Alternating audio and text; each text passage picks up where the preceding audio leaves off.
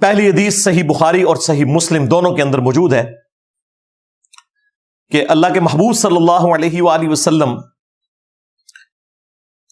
ایک بڑے تشت کے اندر، بڑا برتن، اس کے اندر وضو فرمایا کرتے تھے، جس میں فائدہ یہ ہوتا تھا کہ جب نبی علیہ السلام وضو کرتے تھے نا برتن کے ذریعے، تو وہ پانی جو ٹپکتا تھا وہ اس بڑے برتن میں جمع ہو جاتا تھا، زمین پہ نہیں گرتا تھا۔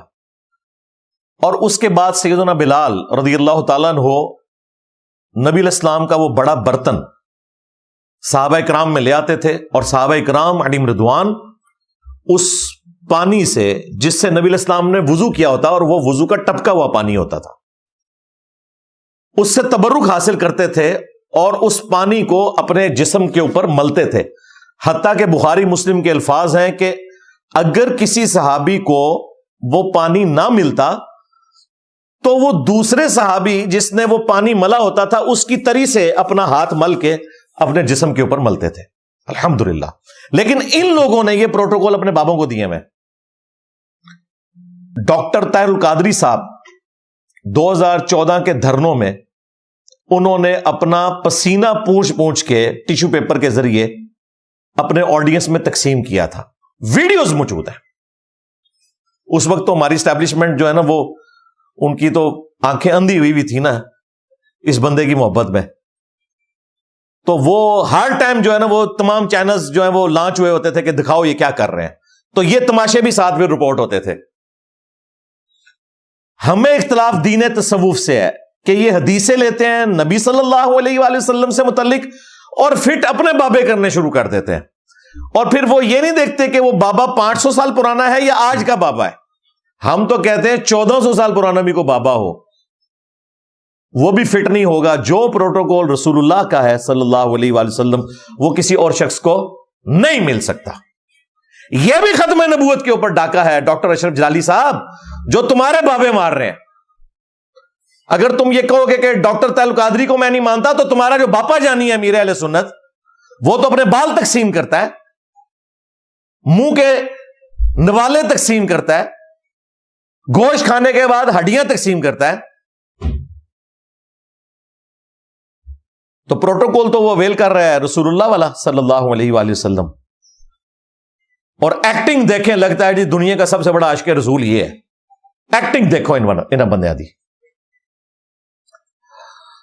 دوسری حدیث صحیح بخاری میں بڑی مشہور حدیث ہے، صلح حدیبیہ کے موقع کے اوپر جب سہیل ابن عمرو مشرکین عرب کی طرف سے آئے، بعد میں خیر وہ مسلمان ہو گئے، اور ان کے ساتھ عروہ ابن مسعود تھے، وہ بھی بعد میں مسلمان ہو گئے رضی اللہ عنہما وعلیہم السلام۔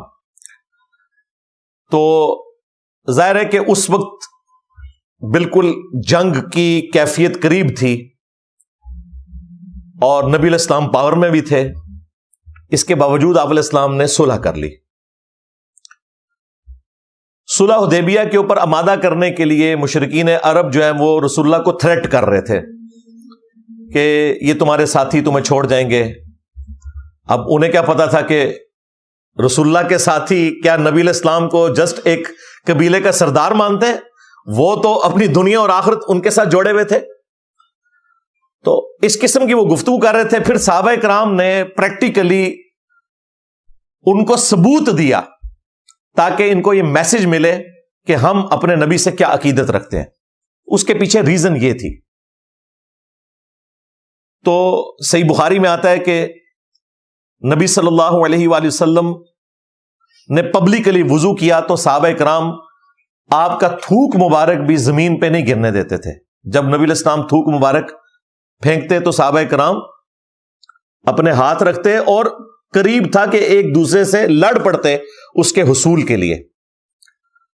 عروہ ابن مسعود یہ منظر دیکھ رہا تھا اور کنکھیوں سے دیکھ رہا تھا، سیدھے نہیں ایسے کر کے، کیونکہ ظاہر ہے کہ وہ ایک تھوڑی اپنے اندر ایک وہ تکبر والی بات بھی ہوتی ہے۔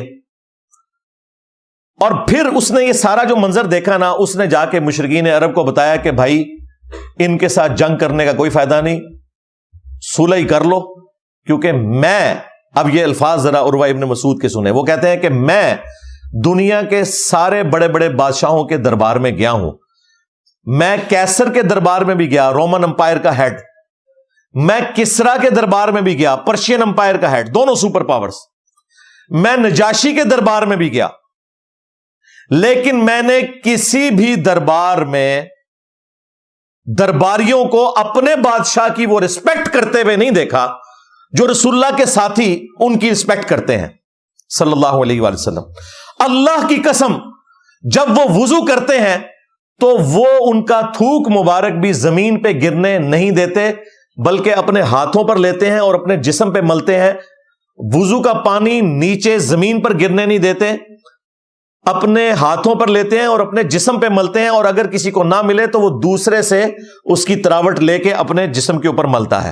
اور اللہ کی قسم، جب وہ کوئی حکم دیتے ہیں تو وہ فوراً آپ صلی اللہ علیہ وآلہ وسلم کے حکم کو بجا لاتے ہیں، اور اللہ کی قسم وہ اپنے پیغمبر کی ایسی تعظیم کرتے ہیں کہ وہ نگاہ اٹھا کر بھی ان کی طرف نہیں دیکھتے۔ یہ آپ کو پتا، یہ بڑی حیران کن بات میں آپ کو بتا رہا ہوں۔ یہاں تو لوگ کہتے ہیں ہم ہر وقت حضور کو دیکھتے رہتے ہیں، صحابہ کرام نبی الاسلام کی طرف ٹک ٹکی باندھ کے نہیں دیکھا کرتے تھے، دیکھ ہی نہیں سکتے تھے، تاب ہی نہیں لا سکتے تھے، اور احترام بھی کرتے تھے، ہمیشہ نظریں جھکا کے بیٹھتے تھے۔ اور یہ عروہ نے دیکھا تو پھر اس نے مشرکین عرب کو کہا کہ تم اس شخص کے خون کے پیاسے ہو کہ جس کے اصحاب جو ہیں اس کا وضو کا پانی نیچے نہیں گرنے دیتے، وہ اسے نقصان پہنچانے دیں گے؟